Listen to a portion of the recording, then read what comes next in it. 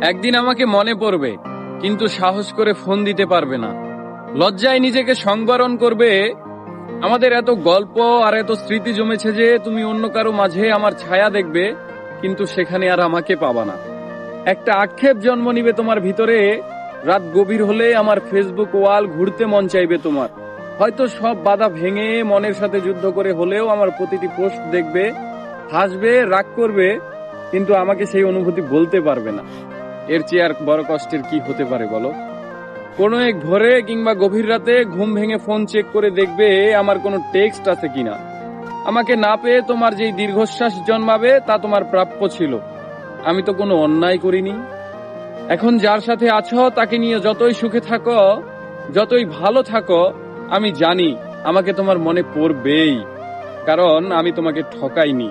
তার সাথে কাটানো প্রতিটি সুখময় মুহূর্তে আমি থাকবো তোমার মস্তিষ্কের একটা কোণে। এর চেয়ে বড় শান্তির আর কি হতে পারে বলো? আমাকে কষ্ট দেওয়ার প্রতিটি পাপ তোমাকে ঘিরে ধরবে। একদিন তুমি অসুখী হবে, একদিন তোমারও আমার জন্য কাঁদতে মন চাইবে, কিন্তু চোখের পানি আর আসবে না।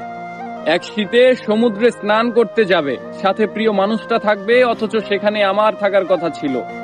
এক জ্যোৎস্নার রাতে আকাশ দেখে তোমার চোখের কোণায় পানি জমবে। এত সুন্দর রূপালী জ্যোৎস্না আমাকে ছাড়া দেখবে, আর কষ্ট তোমাকে জাপটে ধরবে না। এটা হয় বলো? একদিন আমাকে দেখার জন্য আকুল হবে, রাস্তায় খুঁজবে, পাবে না। সেদিন আঘাত লাগবে, সেদিন বুঝবে কি অন্যায় করেছো। একদিন বুঝবে ভালো একটা সম্পর্ক শেষ করে কেউ ভালো থাকে না। একদিন বুঝবে কথা দিয়ে কথা না রাখাটাও একটা অন্যায়। সেদিন চাইলেও আর নিজেকে ভালো রাখতে পারবে না। কিন্তু একদিন আসবে, সেই দিন আমি আর তোমার মাঝে সুখ খুঁজবো না। আমি না চাইতেও তোমার দেওয়া প্রতিটি অবহেলা একদিন আমার জীবনে অন্য কারো মাধ্যমে সুখ হয়ে ফেরত আসবে, কিন্তু আমি আর তোমাকে মনেও করব না।